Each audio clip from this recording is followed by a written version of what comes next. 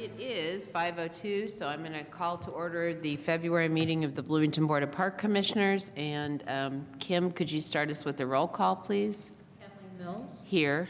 Ellen Rodkey. Here. Israel Herrera. Jim Whitlatch. Here. Okay, and we do have all four members here today.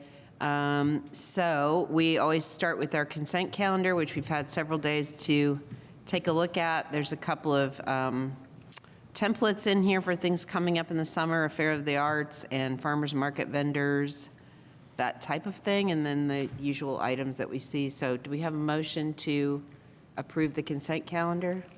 I'll move to approve the consent calendar. Second. Okay. And all those in favor, say aye. Aye. All right. That motion is carried. And then next, in our section B, we have B1, we have Eve Cusack, the Bravo Award,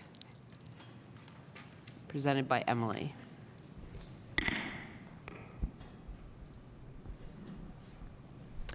All right.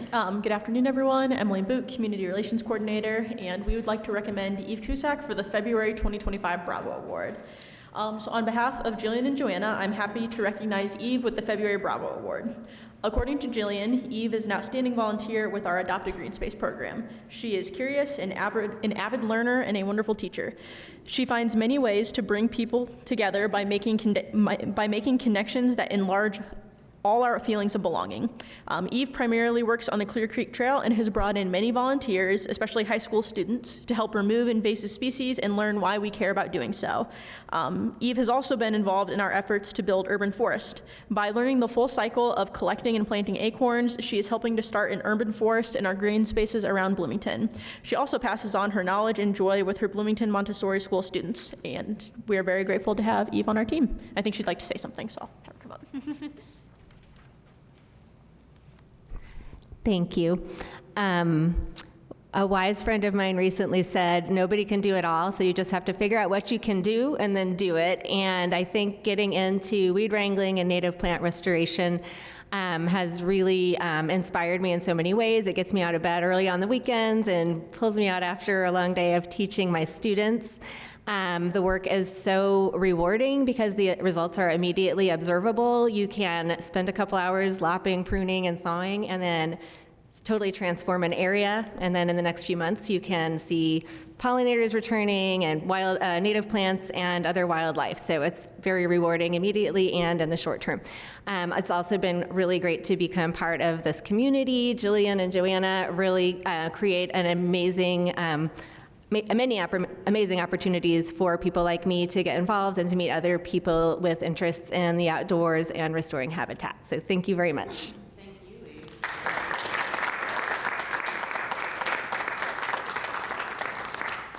We really appreciate it. Yep.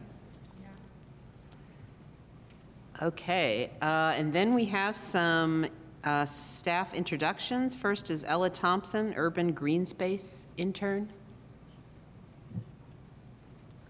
Hi, I'm Ella Thompson, a senior at IU studying Parks, Recreation, and the Outdoors, and an Urban Green Space intern.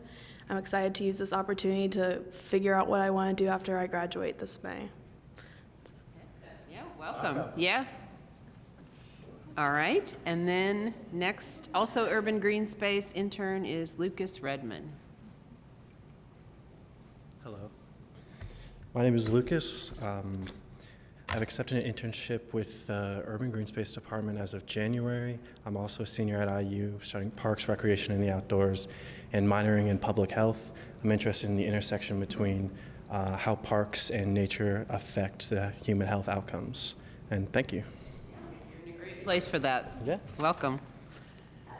Okay, and then the third one is Emerson Wells, Urban Green Space Fellow.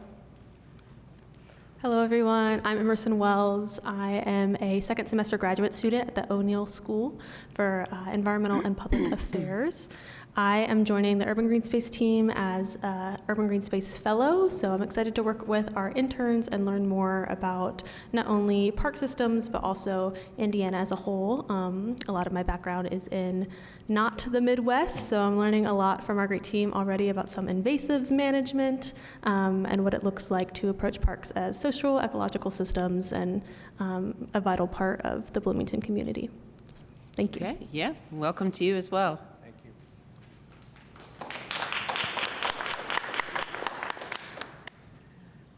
All right, and then in our section C, other business, first up is the agreement with City Glass for 2025 services. Good evening, Darren Eads, Sports Facility Coordinator. We have before you this afternoon, or this evening, I guess, the service agreement with City Glass of Bloomington, not to exceed $6,000. This is used typically as an as-needed service for glass breakage, door repairs, or something like that. We have the accounts there for the divisions within parks that would be using those, and be glad to answer any questions you may have. Okay, all right, thank you, Darren. Any questions about? My only question is not related to this, but, and this is not meant as a criticism or anything, just a question, is this seems like it would be something that could be on the consent agenda. How do we decide what's on the consent agenda and what's not on the consent agenda? That's a good question. So right now, consent agenda is $5,000 and under. That is an interesting thing to consider because the city recently changed competitive quoting requirements from $5,000 to $25,000. So I think we need to assess, but if we jumped all the way to $25,000, we'd probably miss some key business that we're doing too. So maybe something we revisit as the year goes on. Very helpful, thank you. Yeah, question? Jim, had I would have caught that, it probably would have been $5,000. Not that I don't like seeing you guys. I move we accept. Okay, and a roll call vote of those in favor? Oh, sorry, we don't need roll call now. Oh, sorry, all those in favor? Aye, all right. Motion carried. Thank you, Darren. Yep. All right, and then C2 is the park's noise permit for 2025 events. Crystal Ritter. Hello, good afternoon. Crystal Ritter, Community Events Coordinator. I am here this evening with a request for approval of our noise permit for our 2025 events and programs. A little bit of background on why this is now coming to Park Board and why you're seeing it in front of you. Previously, the Board of Public Works used to approve the noise permits, and we would submit an application to them and go before the Board of Public Works for approval for all of our noise permits for our programs.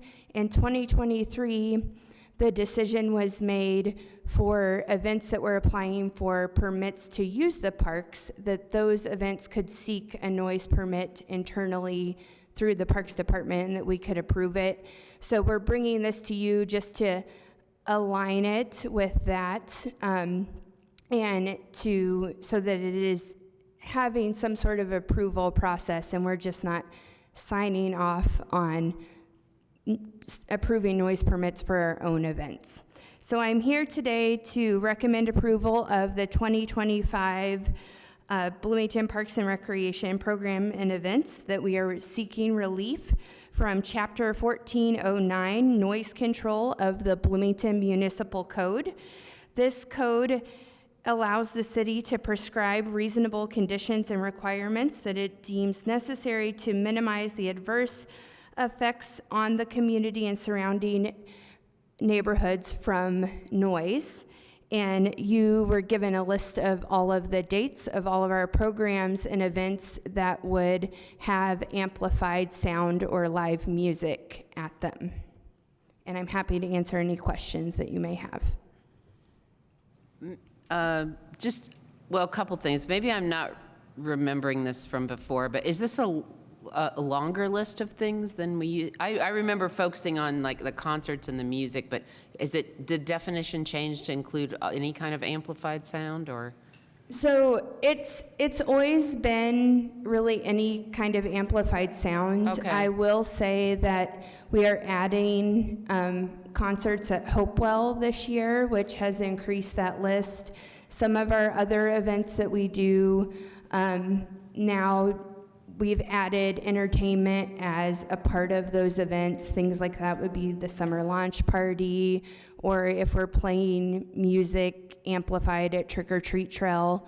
So there are some events on there that if we wanted to include it just in case we choose to add some sort of entertainment or amplified sound to that event. Okay, all right, thank you. Any other questions for Crystal? I'll make a motion to approve the Parks noise permit for 2025 events. Second. Okay, and all those in favor? Aye. All right. Thank you. Motion carried. Thank you, Crystal. And then in C3, Joanna Sparks will tell us about the agreement with Ecologic for invasive management services, just in case Eve can't do it all. Yeah. Exactly. Yes. Yes, good afternoon. Joanna Sparks, Urban Green Space Manager, here today to recommend approval of a contract with Ecologic for vegetation management services at Miller Showers Park, Switchyard Park, and the Rogers Family Park. The background on this is we've been working with Ecologic to manage the prairies at Miller Showers since 2018. This will be the 7th year of the implementation of our 10-year vegetation management plan. We have no illusions that at 10 years something magical is going to happen, but we hope to have it under control well enough to start to manage it in-house. And we've had wonderful results thus far, so we're very excited about the progress we're making there. And just side note, I was there yesterday, and the male red-winged blackbirds are already there dueling for territory. Should take a walk. But we also are continuing a contract with them for work at Switchyard Park for similar services on 27 acres of restoration, including the wetland basin, the mitigation basin, that they worked on the installation of. They've been there basically since 2017. So, and doing fantastic work. We really up against it at Switchyard. We have every invasive plant in this part of the state and more there, but we're slowly, with Ecologic's help, getting things in check. And then we also are working with them over an extended period at Rogers Family Park on a prairie expansion as part of the development project there, the Rogers Family Park development. So we are excited to get that newer prairie going. Yeah, it's a little bit slow to start, so we're hoping to get some better seed germination this year, and yeah. All right, great. Thank you for the details. Any questions? I have a couple questions. One is, I noticed that one of the invasive species that's mentioned is the Bradford pear. And I get confused on the pear trees because we have is the Bradford pear a tree like we have, or is that something different? I know we've got the invasive pear trees. Is that the Bradford pear? Well, that is a cultivar. That is one of the myriad of cultivars of the calorie pear. Yes, that is incredibly problematic, highly invasive on our natural areas. Yep. Yeah, and so that's like, for instance, the ones that were planted on the Beeline Trail that we've taken out, those were Bradford pears? Yep. Okay. And it's getting close to that time of year where you can really notice them because they get their white flowers. And it's shocking to me when you drive even on 69 where they're just everywhere. So, okay. Then my other question is, I noticed that there's an asterisk next to poison ivy. And I guess I'd be curious, is poison ivy, it is not an invasive species, it's native. And does it have any redeeming value, or why do we get rid of it? I know why we get rid of it, but is there any, what is the deal with poison ivy? Well, poison ivy is best observed from a distance, as you, I'm sure, are aware. But I mean, it does, when it's allowed to climb trees, it is able to flower and produce fruit, which is highly nutritious and a very valuable winter food source for woodpeckers in particular, but all of our winter residents. So that is one great benefit of poison ivy. But I'll be honest, I would struggle to know if there's any others. We can ask Kevin. There are a lot of other birds besides woodpeckers that use it as well. Bluebirds and the one warbler species that overwinters here, the yellow rump warbler, feeds almost exclusively on its fruit in the winter. So I guess we want to be a little careful about completely trying to eliminate poison ivy, Yeah. especially since it's native. So. It is, yeah, and we do, internally, we manage it. If it's people are likely to come in contact with it, if it's along a trail, if it's hanging down near a playground. But otherwise, I mean, we do let it do its thing. Okay. All right. Thank you. And Joanna, on the additional species managed, does that just mean those are not considered invasive, like Queen Anne's lace and things like that, or are they just? No, it just means there's so many we can't list them all, Kathleen. Okay. Yeah. Okay. Yeah. But in a positive light, they're really the amount and variety are shrinking. So yeah, Okay. just letting that seed bank sort of exhaust itself, and the predominant invasives now are ones that are just the seed source is local. Okay. Mostly. Now, Johnson grass is a huge nemesis at the Switchard Park, which it came in the soil, and we're working on it. All right, okay, thank you. All right. Do we have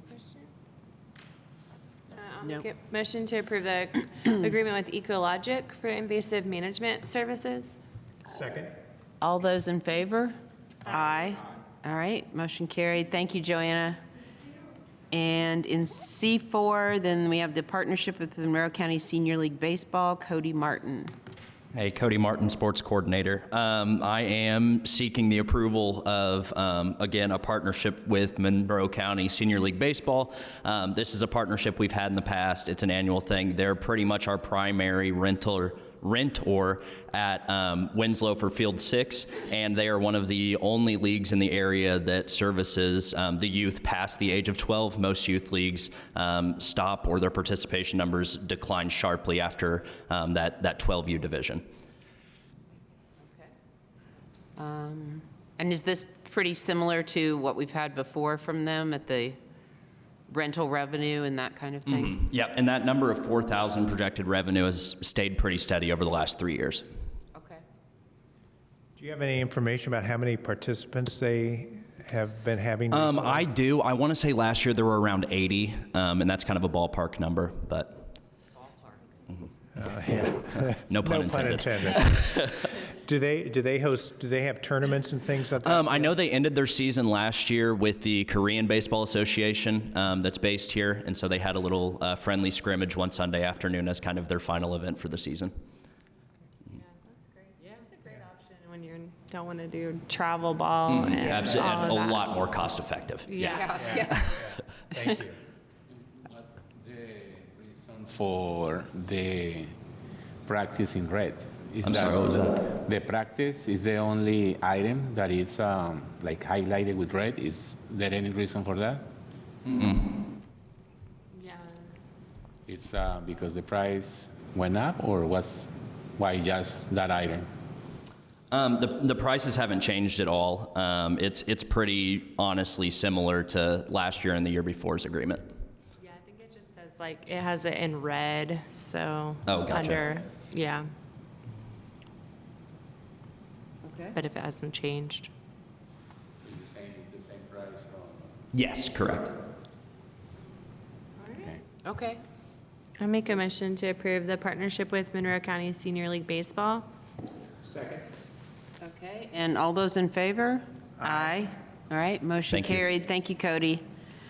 And then Leslie Brinson has been staying up late reading the policies. I know, so, here we go, we So gotta some do each one. And then- Probably. Policy updates, okay. We're going to just do them in one lump sum, right? Okay. Ooh, we really would be here a long time if we were going to do each of them. Leslie Brinson, General Manager of Recreation Services. I'm here to ask approval of several policy updates. As you know, the Bloomington Parks and Recreation Department uses a policy manual as a way to guide our process and procedures related to staffing, facilities, programming, and more. As we continue to work through our accreditation process and just our day-to-day business, we continue to find policies that just need to be updated separated or merged or have changed over years. And because we're working through our accreditation process, they're a little bit more in the forefront right now, which is why you're seeing so many months in a row. But we're also doing a lot of different business, and that means you do different things. The first group are just policies that we're actually eliminating because they're either being combined into other policies where it makes sense to just have one policy, or we have created a new risk management emergency plan, which I will bring to you in a few minutes. And so several of these policies have just been woven into that emergency plan, and so they do not need their own policy anymore. So those policies are bad weather, accident reports, inclement weather, crime scene, robbery procedures, and a crisis management plan. All of those policies are being deleted because they are being incorporated into something else. The policies that are being updated in front of you today are policy 6010, which is a risk management plan. This was just a risk management policy in the past that had a very brief, vague statement about risk management. We have created a much more in-depth plan for the staff to follow, and so this new policy references that new plan. Policy 6080 is incident reports. We have combined our incident and accident reports into one document, and so we used to have both an incident policy and an accident policy. Now, since the form is woven into one, it made sense to have one policy that referred to both of those. Policy 13160 is the use of metal detectors in parks. This came up out of our daily business, someone wanting to use a metal detector at Switchyard. And so we have added Switchyard Park as a place where you cannot use a metal detector. And we have also added the language of environmentally sensitive or contaminated areas as locations where you cannot use metal detectors, because if you were to try to dig something that your metal detector found, you could in fact be in a contaminated or environmental sensitive area. Policy 13240 is harvesting and collecting. This just is a policy that outlines guidelines if you were wanting to harvest or collect something in designated areas. It allows some process of what you can and cannot do. And then policy 13250, a waste reduction policy. This is a new policy that outlines the commitment of the park staff in reducing environmental impacts of our department. So it's just an overarching statement of what our goals for waste reduction is or are. I'm happy to answer any questions. Well, I had a couple questions on the, actually, I'm not sure that, okay, that question doesn't apply. The metal detector one, I guess, I'm just curious, and not that we want to have a sign for everything in every park, but do we let people know in areas where they cannot use metal detectors?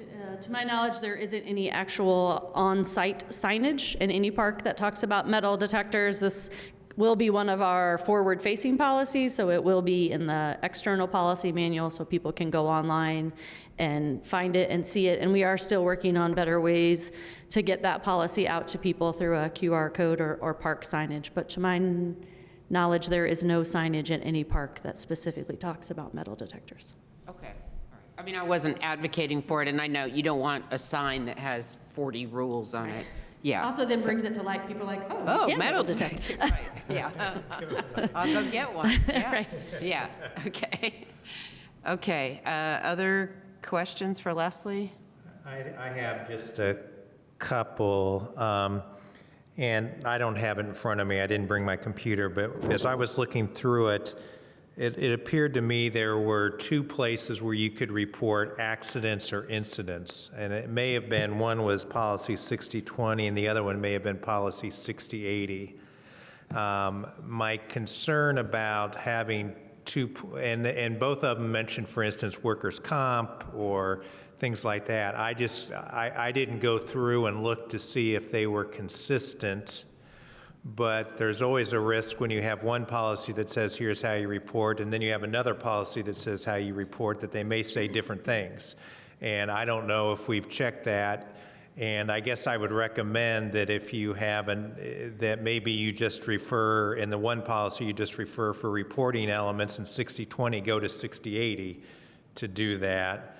So that was one concern, because I didn't want to have people going to the wrong place, because one of them is kind of like a citywide policy and the other is just our policy. Right, so there's kind of two different concepts there. So the policy that we are doing today, that was the accident report we're getting rid of, and the incident policy are for things that the staff witness or a participant might get injured in a program. So that's kind of that. And then there is a citywide employee as an employee for workman's comp. And that does have a different reporting system. It goes through a different process if there's a workman's comp. So I don't think there's a policy, and correct me if I'm wrong, about workman's comp. I think you might have read it in the risk management plan, which does outline very specifically the two different reporting concepts. Yeah, I don't know either, but it seems like they both talked about how to report a workers' comp claim, and I was just a little concerned about that, is that they be consistent.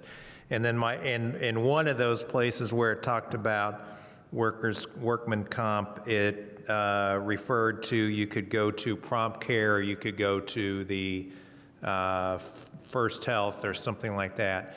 Technically, I don't think prompt care exists anymore. It still may, I think I checked, it still shows up in the phone book. That's an old name from Bloomington Hospital days for the IU Health Urgent Centers.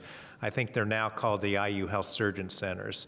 Or urgent centers, rather. So, and they may still be called prompt care. They may still have that. I just wanted to make sure there's no mention of the IU Health Urgent Centers as a place that they can go. I'll double check, because I feel like that's all in the policy that we got rid of and not in these new updated policies, but we certainly will go back and double check. It just says emergency room. It doesn't, Okay. it doesn't say, yeah.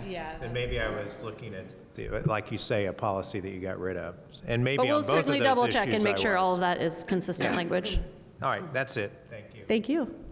I just want to second. I think that's the case. I think that, Jim, what you were describing is exactly one of the things we were doing, was trying to eliminate places where we've got this one-off little policy where a piece of city policy that's outlined on city policy that could change is explicitly spelled out. We want to get rid of that. We just want to refer to that city policy so that when that changes, we don't have to come back to you all and make a change in our policy manual. That's kind of one of the goals and why you're seeing so much policy elimination overall. I'm pretty sure the section you're talking about, and I'm going to try to look it up, was in one of the ones that has been made redundant. And then also why we've moved everything into the risk management manual that Leslie's going to talk about in a second, so it's all in one place and isn't competing with other policies. And then just a procedural note, as a board, yes, we have put all of these into one agenda item, but it is your prerogative. You can motion to approve all. You can accept some. You can, you have options with how you motion and handle the agenda item. Thank you. You got rid of faxing the radio stations. I know, go figure it out. As you continue to read through them, it's kind of amazing of some of the ones that have been, here around a long time, and you're like, oh, yeah, we definitely don't do that anymore, so.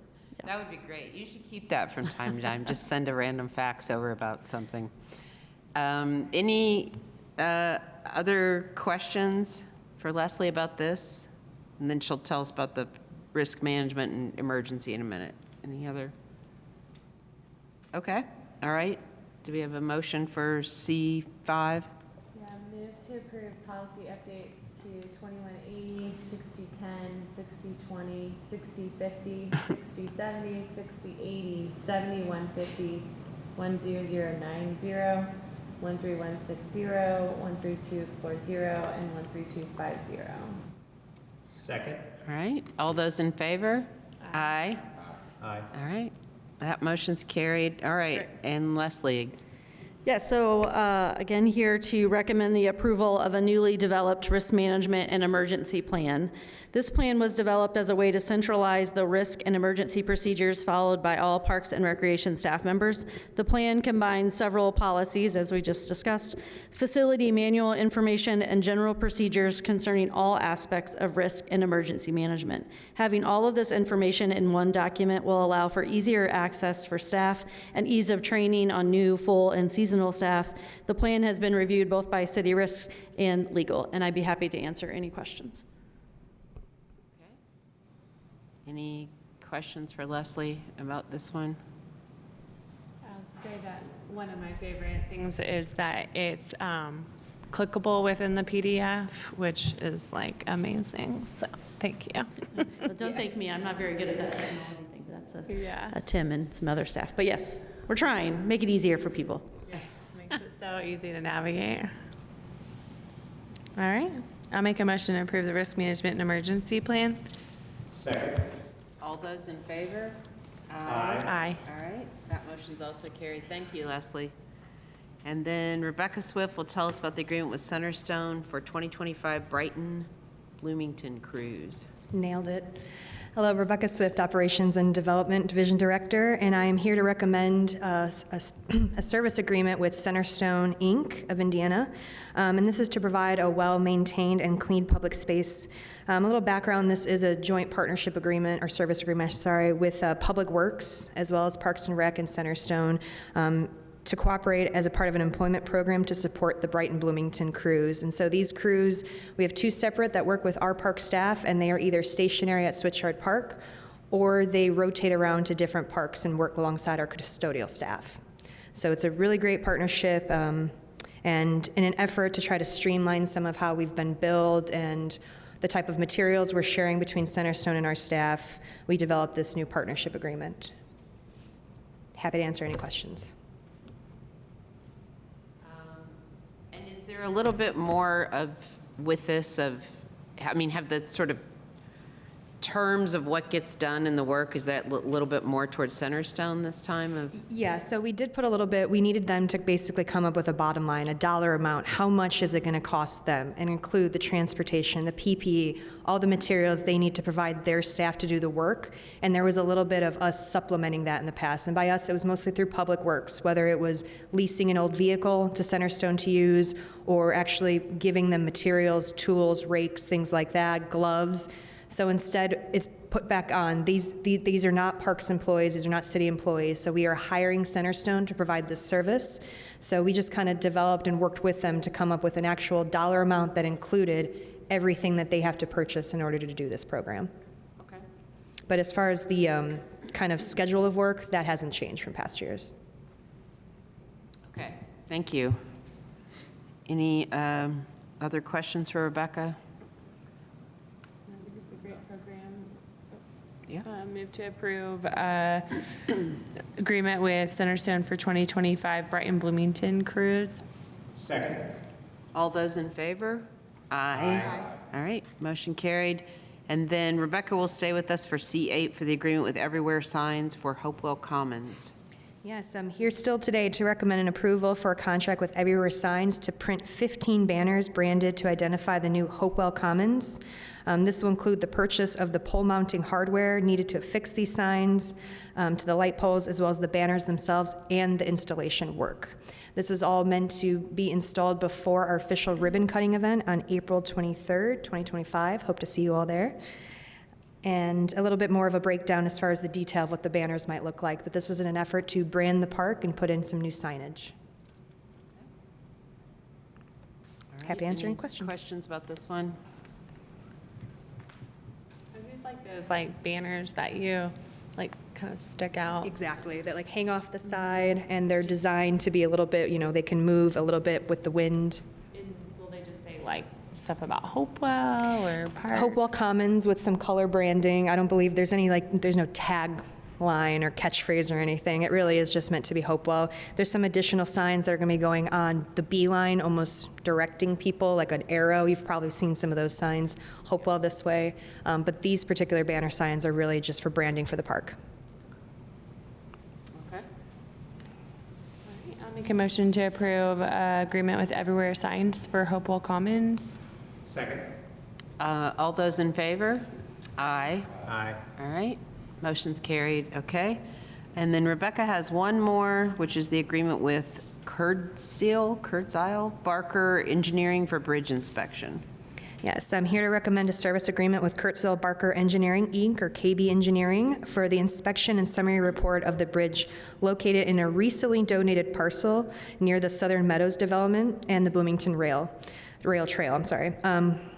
And so this is just ahead of actually accepting this parcel, because there is a bridge in it. We want to make sure that we are getting that inspected for engineer integrity, architectural integrity. It was designed to withhold rail cars, so I'm not too worried about it holding bikes and pedestrians, but still, before it becomes our property, we want to make sure we get a full inspection report. So KB specializes in bridge inspections as well.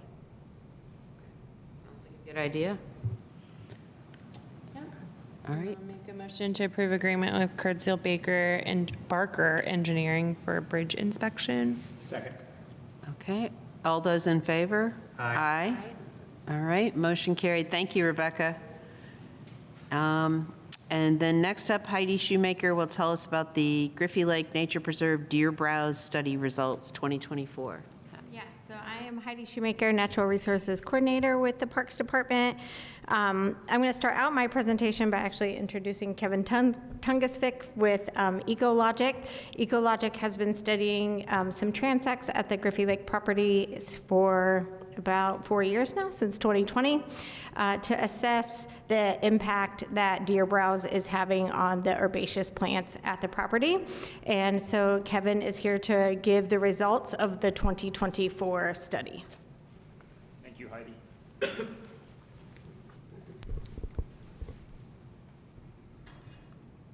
As it slowly appears. There we go. Okay. So the last couple years when I presented to you, I've indicated that some of the metrics had kind of stagnated between, but this year we resumed some slight but definitely positive trends in the vegetation, in that it seems to be resuming some degree of recovery from the deer browse. So small improvements in the metrics resumed in 2024, but there may be some need to increase the efficacy of the call for significant improvements to continue. But so this is the woody sapling height data since 2018, and you can see it improved. When the hunts first began, it improved pretty rapidly between 2018 and 2020, and then leveled off and even declined a little bit, but then started to improve again this year. Now, it's important to remember these woody saplings are subject, and all these plants are subject to forces other than deer browse. So they're also responding to drought, weather, and so forth. So some of these, like the downturn in height in 2022 and 2023, may be related to summer flash droughts that were resulting in a slowing of the growth. So these results reflect all environmental variables and not just deer browse. And this is the root collar diameter. So this is the diameter of the little sapling right at the base. And you can see again, when the deer were first called, there was a very steady improvement between 2018 and 2021, and then a leveling off or even slight decline, but then another uptick here in 2024 where the growth rate had improved once again. So again, you can see that variability, and again, there's probably some weather-related issues reflected in these graph as well. So the jack in the pulpit is one of the herbaceous plants we monitor. You're probably familiar with that woodland wildflower with the little spathe and the little floral parts inside. So it took a little longer to start to reflect the recovery, but then it recovered steadily between 2019 and 2022. A slight dip in 2023, but last year we actually had our highest height, or our highest average heights so far in the study. So it's improved to its best point so far. And this is one that tends not to be directly browsed by the deer so much, but its root system is very sensitive to the compaction of the deer hooves. So if you have deer walking on the ground all the time, it stunts its growth. And then Solomon seal is another herbaceous spring wildflower that is actually a very favored browse species. So the deer really like to eat these. And so you can see it has a similar pattern to the jack in the pulpit, with a pretty dramatic recovery between 2019 and 2022, then a slight decline last year, but then it regained a lot of that loss this year. So we definitely had a major impact those first 3 years of the deer hunt.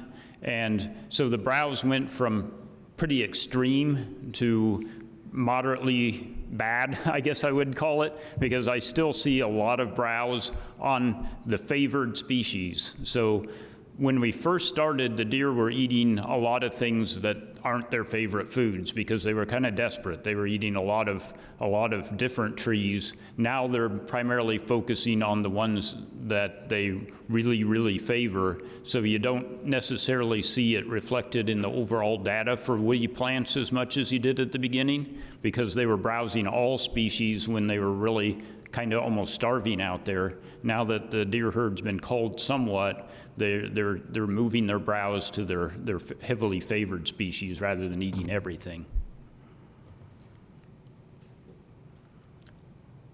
So some summaries of the 2024 findings. There were small improvements in all metrics in 2024.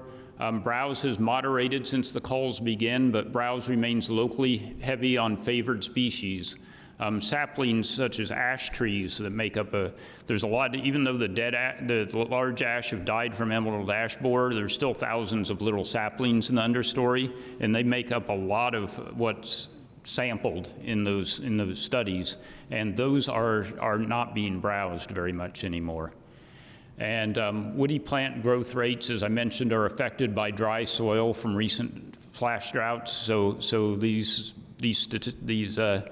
growth rates don't exist in a vacuum. They're affected by lots of other things other than deer browse. So Solomon seal increased its height, but is slightly less than its peak in 2022. Jack in the pulpit height increased to its highest level since the study began. And the browse is heaviest in the Griffey Creek Valley upstream from the reservoir, in areas where the deer like to winter there because there's a lot of invasive privet, and they like to browse the twigs of the privet in the winter. So that's an area that's very favored by the deer, especially in the winter. So the deer benefit from those invasive species, some of the woody invasives which provide winter browse, and then they spread some of the annual and biennial invasives like garlic mustard and Japanese stilt grass by tracking dirt in their hooves. Those two invasive plants tend to start in the floodplains where they're spread by water and flooding, but then the deer track trails up the slopes, and you can actually see these deer paths, and you can see the trail of Japanese stilt grass following the deer path because the seeds get caught in the mud in their hooves and tracked up. So that's another issue. So both issues should be tackled to prevent further degradation of the park. And finally, just don't know what happened there. There we go. So there's the invasive plant map. When I did the comprehensive mapping of the park back in 2018, this was the map that I produced of invasive plant pressure. And I'm happy to say that some of those areas in the southwestern portion of the park have been cleaned up quite a bit by both some forestry mowing and by park staff working on some of the shrubs, especially there near the western border of the park. So, but there you can see, especially in the Griffey Creek floodplain upstream from the reservoir, there remains very high levels of invasion, which that's where I believe a lot of the deer are overwintering in those thickets of privet in that area. Kevin, on one of your first slides, did you have something about improving the efficiency of the deer call? Was that the efficacy? Yeah. Efficacy. Sorry. Yeah. Getting. I think, and I'm not an expert on deer hunting and hunting techniques, and so I may be not great at speaking to that, but the level of deer take may be pretty close to the replacement by fawns in the last few hunts, in that you're taking this many deer and that many fawns are born, so you're not really, right. The population isn't declining, it's just maintaining it at the same level. And I think the cull numbers were down this past year, weren't they? Yeah, so that's what I was speaking to. Okay. Is that I believe that currently the deer hunt may be just maintaining the current level of deer rather than decreasing it further. Okay, yeah, that's good to think about for the future. And can you provide recommendations for increasing the efficacy of that, or is that That's kind of out of my hunters? realm of expertise. Yeah. So, Sounds like they need to go to that red area. I've got a question regarding, again, kind of that first item where you talk about where the levels are now of the woody saplings and that type of thing. Is there some acceptable, or let me ask it this way, if we had a healthy deer population, not too many, right, what we would hope for in the natural setting, is what would you expect your charts to look like? So I would expect, what I'll explain is what level of browse I'd like to see in the field. So those heavily favored woody plants, maple leaf viburnum and greenbrier, roundleaf greenbrier, those are the ones, and right now, probably on average 60 to 90% of their shoots are getting eaten by the deer. And those are always going to be a favored one. So I would expect like maybe 25 or 30% with a balanced herd to still be getting browsed, but not 60 to 90% of the shoots. So that's kind of what I'm thinking of. So is there any way for us to see as part of your study what would be optimal and where we are? In other words, a chart that would show we should only have 20 to 30% of this browsed, and we have six. I'm just trying to see where we are and where the. I see where you're, yeah. And where the deer call, and where, and I guess how does that translate? And I know you're not a deer person, but maybe we should coordinate the two. How does that translate into making sure that we do have the efficacy in the deer call so that we can try to work towards getting those numbers that you need and how we get to there? And I don't remember enough about the deer studies and things like that, if we even really know how many deer go through that neighborhood and don't go through that neighborhood, and how many we'd have to get. And I mean, I live in High Street, and I woke up this morning and there were 9 in my backyard. Yeah. So I know that the efficacy in my yard is not very good, but. Yeah, there's still a lot of deer there, and so as far as the graphs that I show the average height. So it's showing the increase in height as a result of lower levels of browse. Now, I'm trying to think how you would, so I guess I would say that and we're beginning to see this on the ash saplings, that deer are no longer the controlling factor in the height. So I guess that's what I would want to see, is the ash saplings aren't heavily favored browse, but they were being eaten a lot when the population was very high. Now, probably only maybe 5 or 10% of the ash saplings show browse on them. So I would consider that deer are no longer. Now, once you get to that factor with some of the more heavily favored plant species, that's I guess when you would gauge success, when you no longer feel that the browse is the controlling factor in their growth. Yeah, and I guess I'd like to, if there's some way to do it, it seems like it'd be helpful for us to see that favored browse when we get that under control, or at least have something that tells us it's not under control now and when it will be. Right. Or that it's not under control now, and let's see next year how that is. Well, I think probably the best of all the metrics that I showed you, probably the best one for that is the Solomon seal, because that is an herbaceous plant, but it is heavily favored as a food plant. So I think that's one we should really continue to watch. And like I mentioned, it's still browsed quite a bit at this point, but it's definitely browsed much less than it was when I started the study, doing this field work in 2018.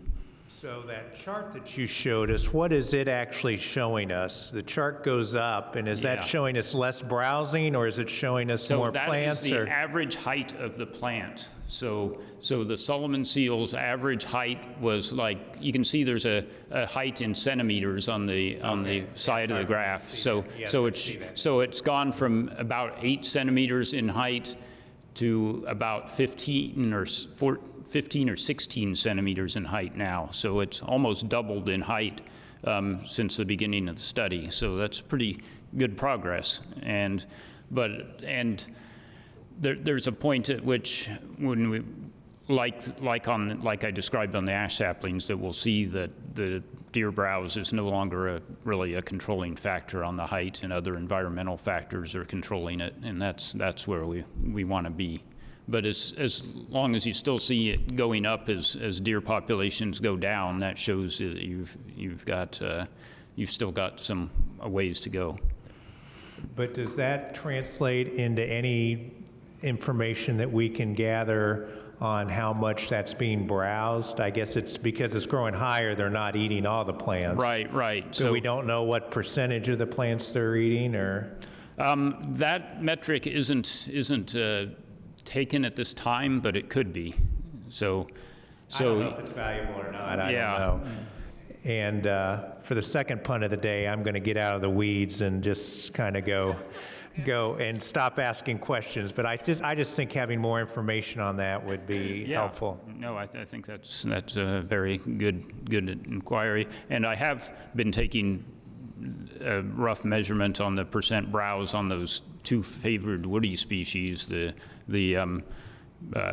roundleaf greenbrier and the maple leaf viburnum. But it's, because those are shrubs and they have numerous growth points, it's a little hard to be precise on that, because one shrub might have 20 or 30 growth points, and there might be 10 shrubs in one 2 meter by 2 meter quadrat. I said I was done, but I've got one more question. Are there any species that that have basically disappeared and aren't making, or are 90% grazed? It may not be the right term, but are 90% gone, or some high percentage that we're just not seeing, even with the deer call? So there are some species that definitely were hit extremely hard. One that I'd probably mention is the drooping or nodding trillium. Trillium flexipes is one of our spring wildflowers, and it is heavily browsed by deer. And trilliums were actually supposed to be part of this herbaceous study, but there's never been enough in the quadrats to make there's like 7 plants in the whole study, and it's not a statistically significant number of plants. So even though they are part of the study, I can't get any data from them because there's not enough of them left. So that's one of the plants that I would point to that was really decimated by the deer and has yet to make much of a recovery. I guess my point in asking is just so that we have good data when we go to the deer cull issue about why this is important and why we may have to continue to try to improve that process, or at least look at it. Yep. Thank you very much for your work that you do. Sure. Jim, we are absolutely looking at the same thing. Where can we find more data? So we're meeting with white buffalo deer, what more data we get from the deer themselves, the weight, the stomach size, the chest size, because we've been leaning heavily on Kevin and the plant data to dictate, do we continue with the calls? Yeah. And I can tell you right now, yes. Thank you. Yeah, thanks. Okay, and then Heidi, this is the agreement with Ecologic? Yes. Yes. Okay. So now that you know how important that is. Yeah. We would like to support the agreement with Ecologic to continue the study for 2025, so we can use the data that we get back to support the ongoing management decisions of Griffey Lake. Okay. All right, I'll make a motion to approve the 2025 deer browse monitoring agreement. Second. Okay, all those in favor? Aye. All right, motion carried. Thank you, Heidi. Thank you, Kevin. Super interesting. Yeah. And then C11, Chris will tell us about the aquatic facility fees for 2025. Hello, Chris Hammer, Facility Manager. I'm here to recommend the approval of the price changes for our aquatics facilities. The pricing levels for both pools are the same. With current costs, our aquatics facilities must increase prices to stay financially sustainable while also trying to factor in accessibility to the public. While some of our prices have increased, others have been adjusted or added to supplement other efforts to make swimming accessible to all. Thanks to the efforts of the front desk staff, it has never been easier to apply for the pool fee waiver. They've made it all online. You can apply online and everything. We have also added a new twilight price in 2025 for those people that come to the pool at the end of the day. Stay Cool Bloomington Days are continuing this year. I have something on that here in just a second. For reference from a few other pools, thanks to Tim and Keto for putting this information together, IU Outdoor Pool is $7 in 2024. They're planning on increasing that. Columbus was $6 in 2024. They're planning on increasing that. Martinsville was $7 for youth and $10.75 for adults. And Plainfield was $10 for youth and $12 for adults. We'll start with that, and then I'll go over to the Stay Cool Bloomington Days. So last year, as you guys kind of know, Stay Cool Bloomington was a great initiative for everybody in the community, I feel like. But it was something that ESD kind of came to us later right before we started up. So we're trying to move forward on it early this year. This year, ESD has pledged $100,000 to fund the Stay Cool Bloomington Days. So hopefully that will cover the whole year. We won't have any issues in the middle of the season where we've got to come back and ask for more money and that kind of thing. This year, our Stay Cool Bloomington Days are only going to be on the weekends. And we will be using AccuWeather's Real Feel statistic. If that Real Feel, we'll check it at 10 a.m. If it's projected at that time at 2 p.m. to be 90 or above, it will be a Stay Cool Bloomington Day. We're using the AccuWeather Real Feel this year instead of the heat risk because we're not sure if the heat risk thing is going to continue with the federal funding and all that kind of stuff. So that's why the change on that. And we've changed it to the weekends this year just to make it easier on the admin side for us. That way we're not staffing on a random Tuesday, extra staffing, and then nobody shows up, and then we're spending a bunch of money on that kind of stuff. We believe that this process will allow for the pledged money to last throughout the season, and we won't have to worry about asking for more or finding other funding sources, that kind of thing. We are also requesting that the board approves free admission on the 4th of July. Over the past few years, the Parks Foundation has generously helped fund the free day on the holiday. We would like to keep that tradition going. They're going to focus their funding more on the pool fee waivers going forward and not on the free day for everybody. So we would like to continue that. As we engage in our master planning efforts and the full facilities conditions assessment on the pools in April, we will have to continue looking at our cost recovery goals and capital improvement needs, as well as operational performance. One of our biggest areas of loss is in August after the schools start. At Bryan Park Pool in 2024, we operated at a slight profit during operational times in June and July combined. That is the hours that we are open, we're operating. And then in August during our operation, we ran at a $48,000 deficit. So we just don't have as many people coming to the pools, and we have to keep them on and all that kind of stuff, or keep Bryan Park Pool on. So these numbers include the total revenue made during open hours and total expenses, including running the pool overnight, staffing, and operational expenses.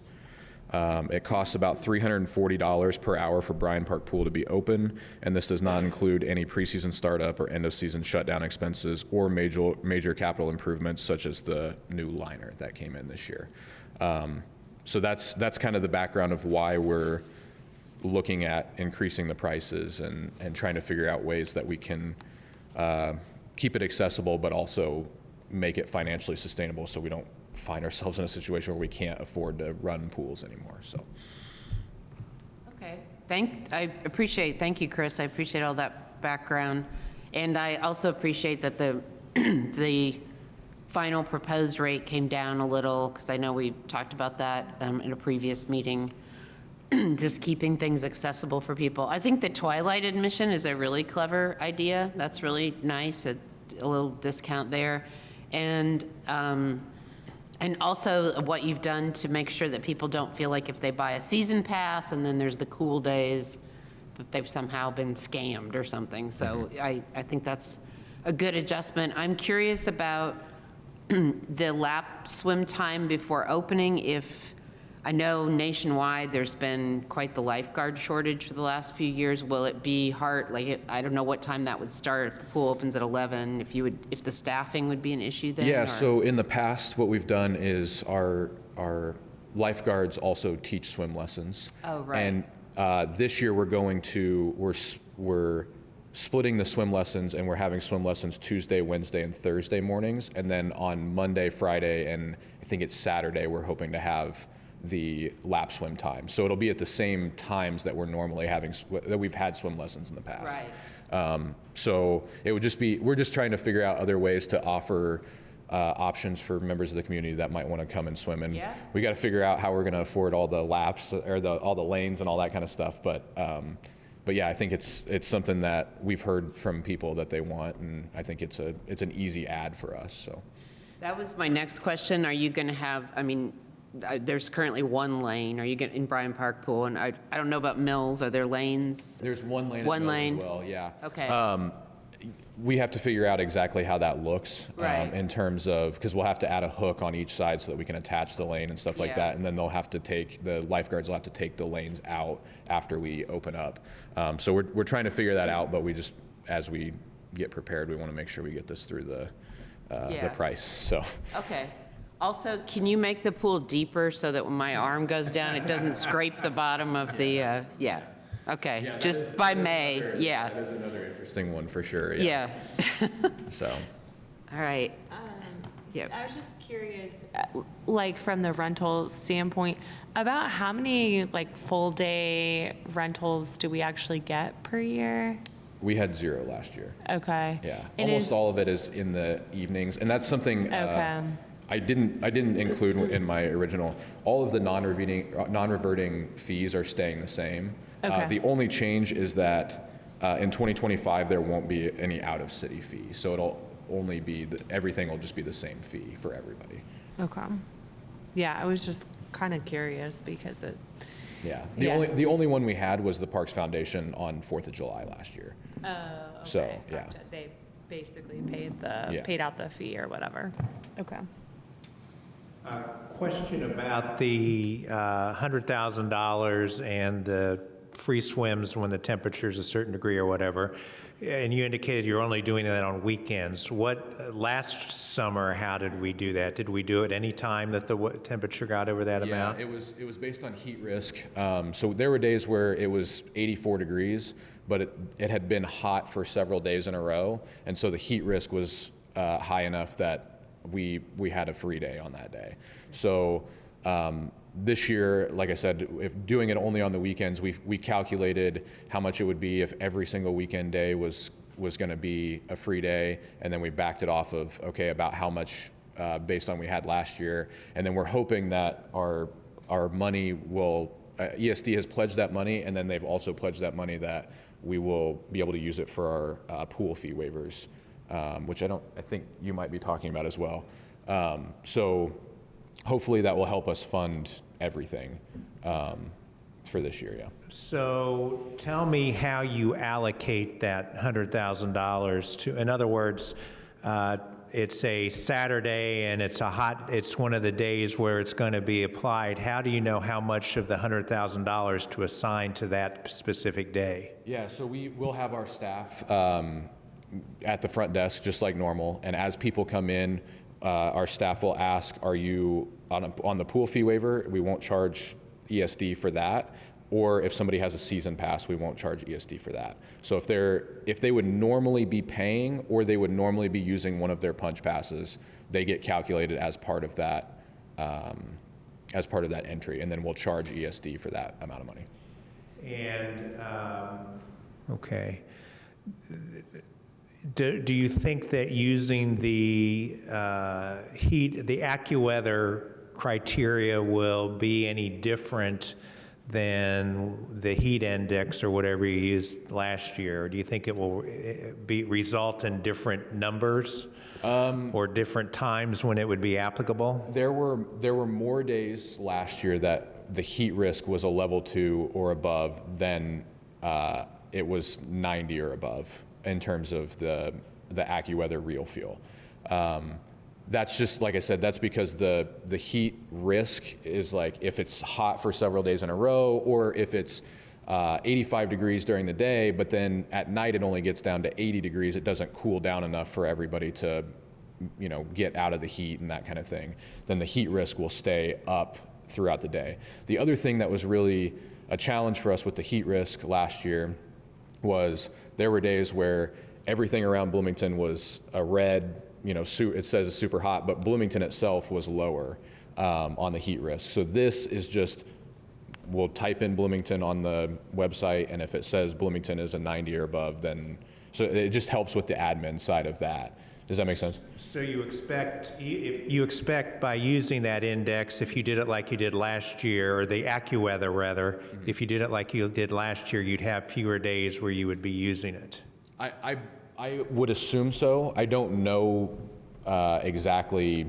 I don't have specific, because we didn't check it at all last year, so I don't know exactly, but I would assume so. I guess what I'm getting at is, have we jumped to just doing this on weekends too quickly? Or should we consider, if it's hot, it's hot. If it's 92, it's 92, and should we allow this relief even if it's a weekday like we did last year? Or should we only do it on weekends, especially if it's possible that that with the new criteria, it may be used less? That's my only question. Yeah.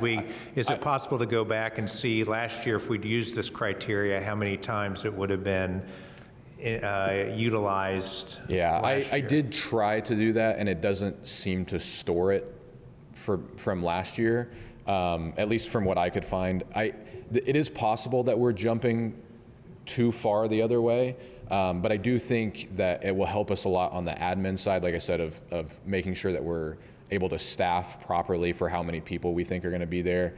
And I also think the other concern that we have, and I know you guys expressed last year, was just us running out of money too quickly. So if we do 90 degrees and we have however many days early on, and we have a bunch of people, I do think that we will have more people take advantage of the program this year, because people will know about it up front. We won't have as much, it'll be in the program guide and all that kind of stuff. So I think more people will be coming to the pools.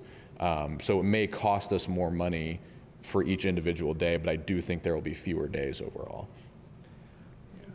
I guess this is just, again, my opinion and my thought. I'd rather have us look at trying to make it available as much as we could, instead of cutting out 5 of 7 days when it's not available. And maybe instead of cutting them out, maybe make the criteria a higher temperature on the weekdays and the weekends, or something. And yes, running out of money is a problem, and I don't want to do that. On the other hand, I also want the relief to be available to the community, and maybe there's other ways to get money or other places to look for money. So that's just my 2 cents worth, and that's all it is. So, but thanks for all that you're doing, and thanks for the program and things like that. I do have one other question unrelated to that, and that was the people that get the fee waiver. Seems like I read somewhere, and I apologize for not reading this closely enough. Seems like I read somewhere that the fee waiver only applies to the kids and not to the parents. I think that's going to come up in Keto's presentation. Yeah. Got it. Yeah. So I'll be quiet.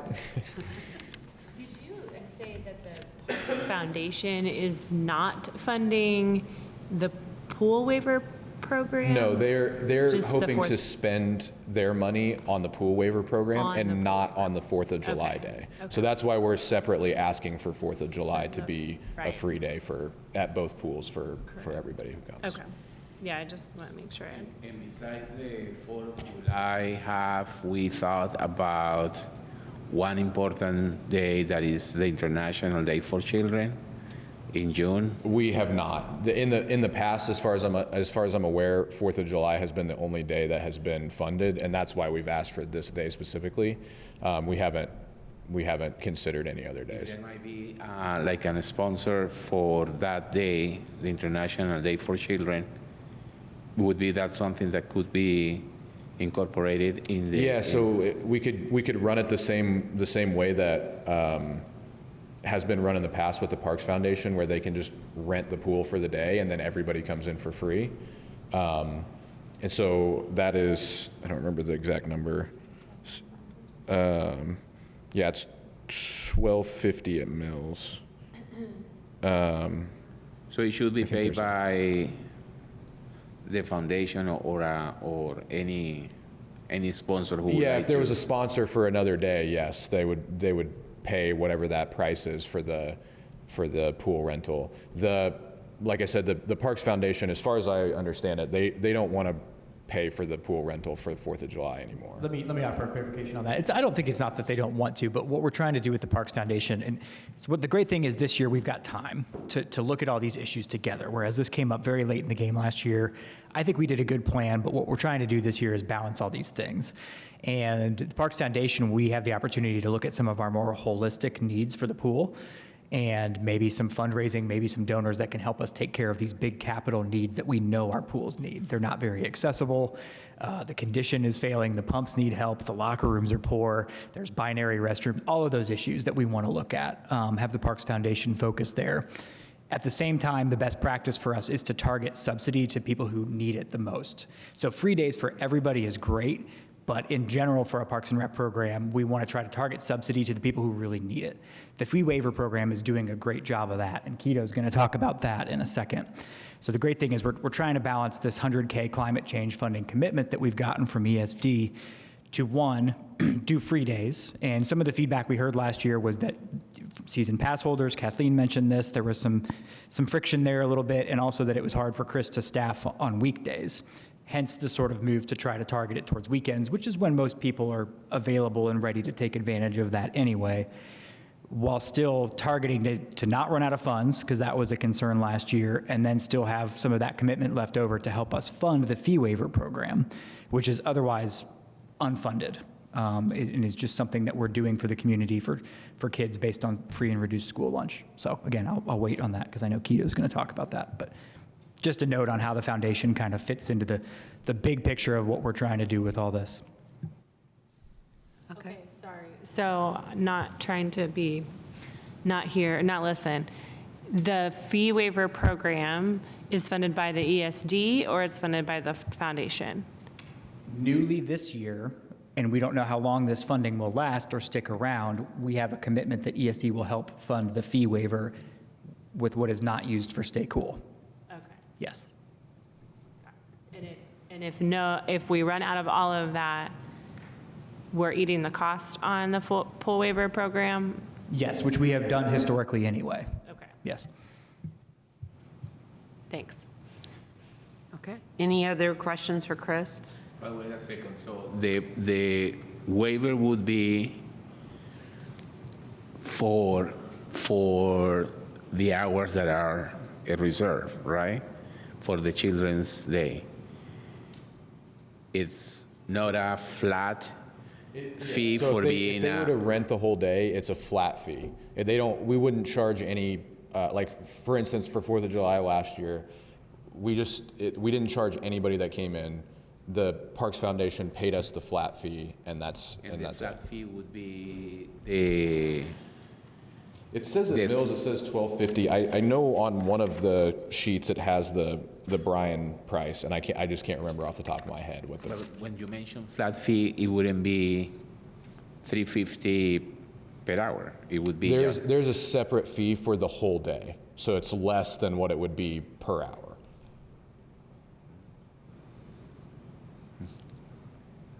Yeah, it says Mills Pool rental for the whole day is $12.50, like you're saying, and Bryan Park, it doesn't say what the full day rental I is. think on one of the sheets on one of the price schedule sheets that I've seen, Okay. it does have it, I just can't remember off the top of my head. Okay.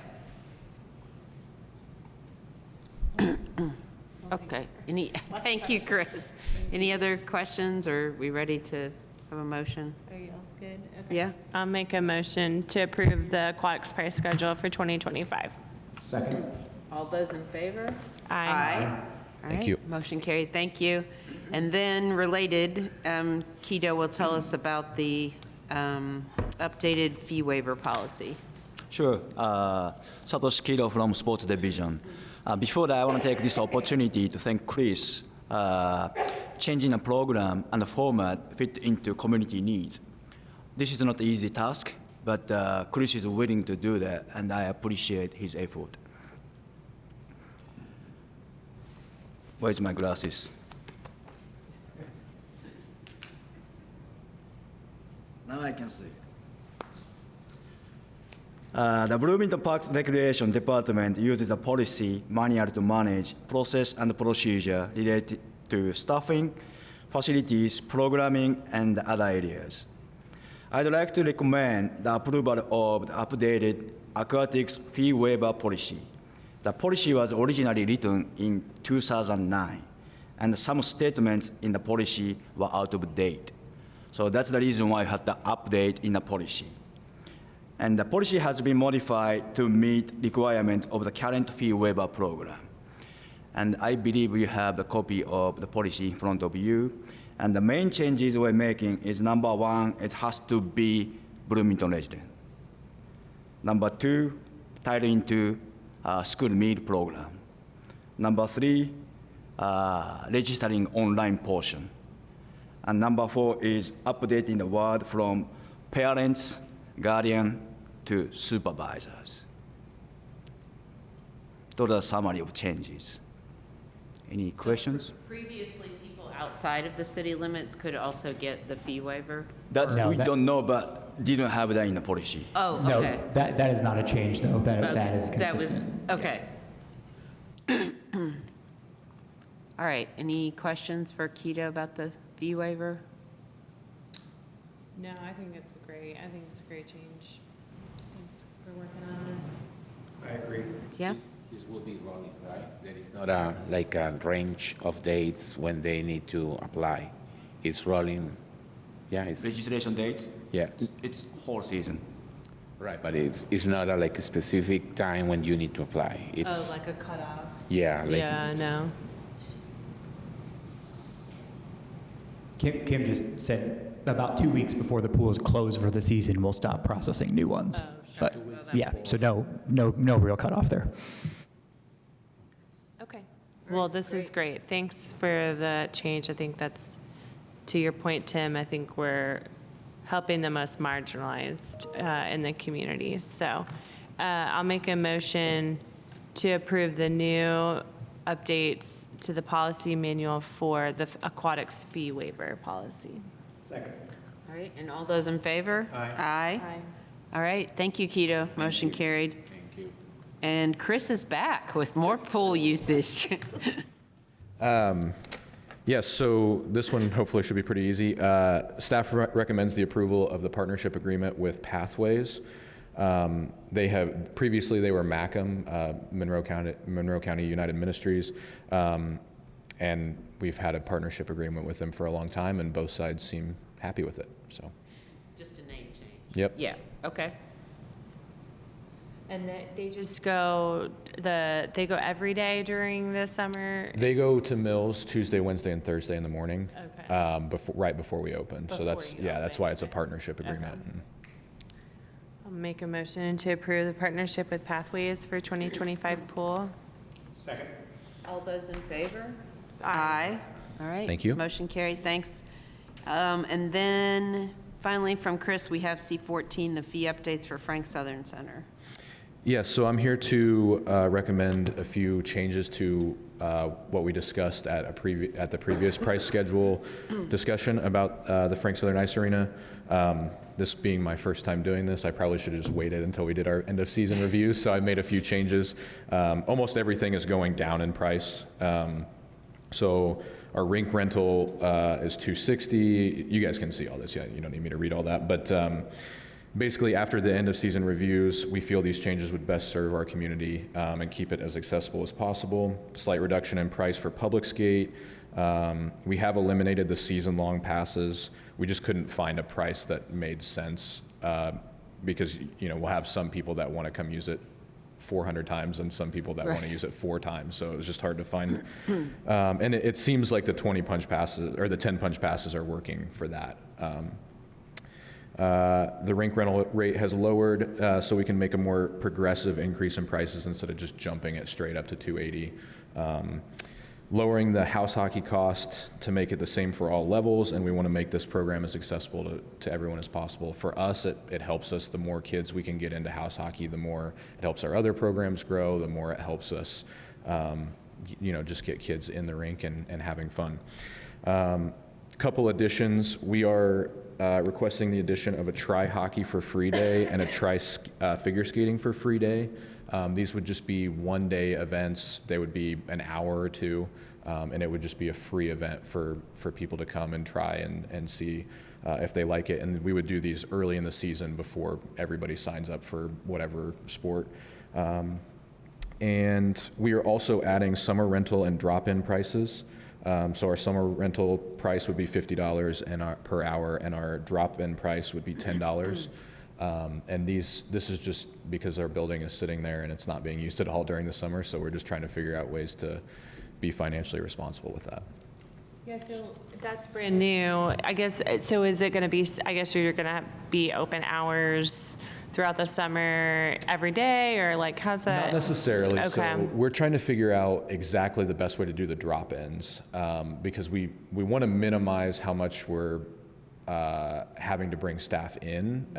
Alec is a sports specialist. Alec and I will both be there a lot. We work out of there for the most part when we're not running around to the pools. So we're just trying to figure out what the best times for that is.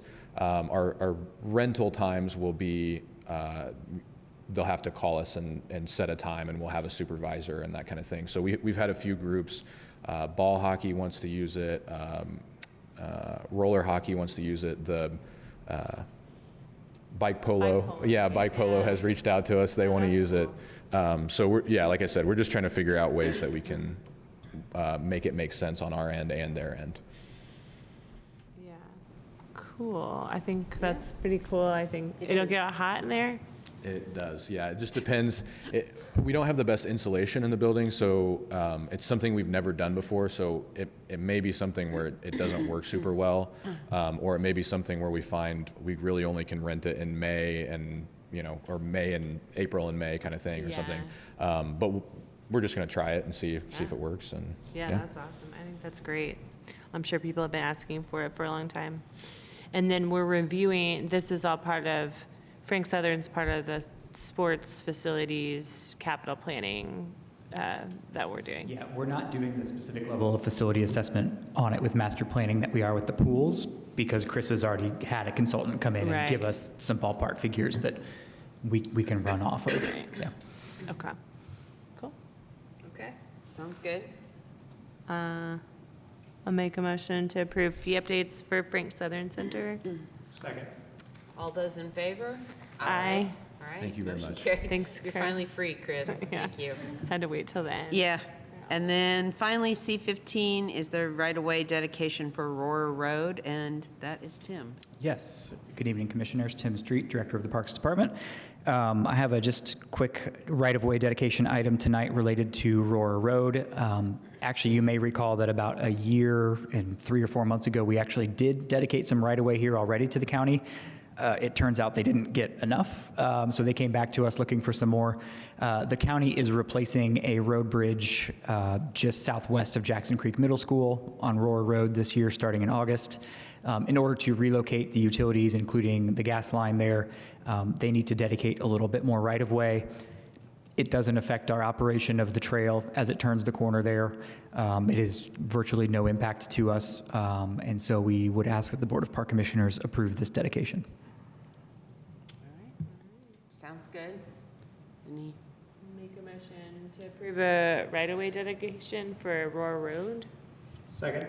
All those in favor? Aye. All right, motion is carried.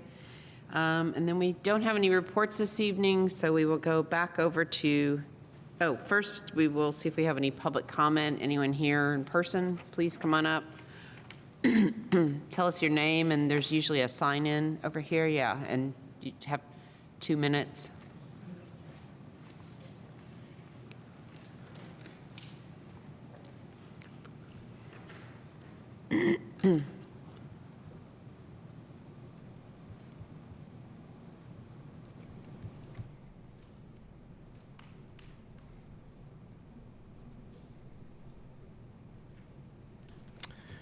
Good evening, Commissioners, Park staff. My name is John Arbuckle, and I'm once again here tonight speaking on behalf of Bloomington Bike Polo Club. First and foremost, I just wanted to thank a few members of Park staff. Chris Hamrick, who just left, I believe, has been fantastic to work with as we're planning our first bike polo tournament at Frank Southern. He's been incredibly responsive and helpful. And we haven't officially announced our tournament yet, but I've been reaching out to other club representatives across the Midwest, and the response from other clubs has been a lot of excitement. A lot of people are excited to come here and play, especially at a venue like Frank Southern. It's not typical that a venue like that has been used.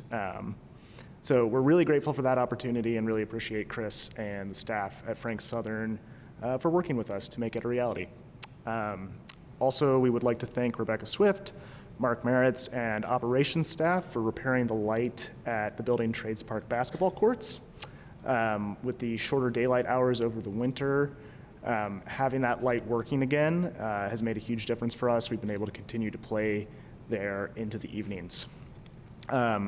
Quickly on the subject of Building and Trades Park, we would like to reiterate some of the things that we've mentioned here during public comment before. I myself have lived next to the park for about 5 years and can personally attest that these courts have a history of multi-use. I've seen roller hockey games there. I've seen people practicing roller skating, skateboarding. I've seen group exercise and dance classes there. I've seen Irish hurling, if you are familiar with hurling.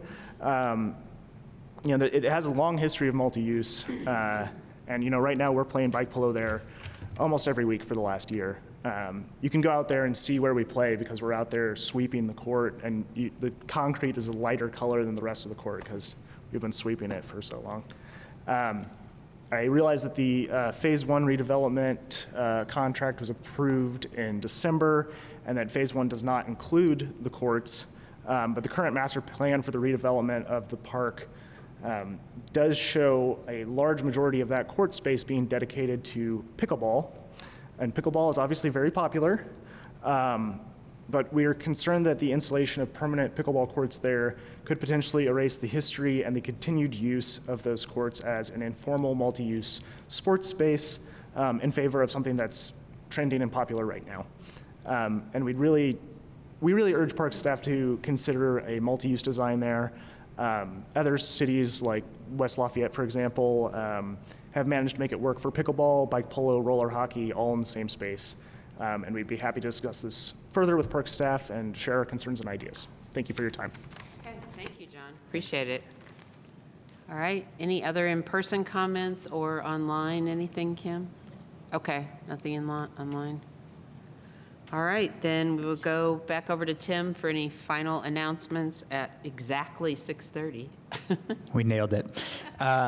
First, thank you for sticking with us through a long agenda for public comment. I appreciate it, and I appreciate your comments, and I'm excited to see that come together this summer, maybe. What a great meeting. Yeah, I just was sitting here thinking about how lots of uncertain news out there, how great it is to sit here and, one, have some good puns in the meeting, and two, just realize the breadth of science and policy and all the things it takes to bring this together for the community. So thank you for listening and for the good questions. thank you. I just want to send some thanks to, especially to Leslie Brinson for all the work on accreditation, which we're close on, and all the policy stuff we've been doing as a result. I think it's really strengthening our policy manual into a position where we can use it really well. Dealing with a lot of changes to our park board process and DocuSign. Kim's been navigating that. We're going to slowly get better at that. And I'm really happy to announce that our Performing Arts Series is fully sponsored for the summer too. You heard from Crystal earlier about the noise permit. She and other staff are hard at work trying to book some great concerts for us this summer, so that's going to be really great. We are kicking off our master planning efforts, and that's going to include focus groups in April, and we are reaching out probably starting next week to different constituent groups, people who use parks, things like that, for participation with our consultants in those focus groups. So those are going to be going out. From there, we'll have a session with Park Board that'll be noticed, and continue on with our efforts throughout the year on that. A couple events coming up. We've got Arctic Adventure. Might not be as Arctic as it was before, but it's still supposed to be in the 30s on Saturday at Switchyard.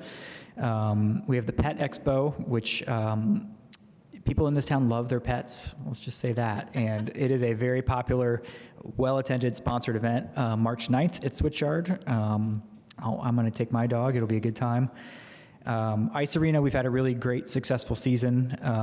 That's going to be closing on March 13th, and the ice show will be one of the last things happening there that day. And then, of course, Hopewell Grand Opening, which was mentioned on April 23rd. Really excited to start seeing people get into that park space and use it as the weather warms up here. Our next Park Board meeting is going to be on a Tuesday, March 25th at 4 p.m., so the Tuesday after spring break. And that is all I had. Okay. All right. Thank you, Tim. And with that, I'll adjourn our February meeting of the Bloomington Board of Park Commissioners.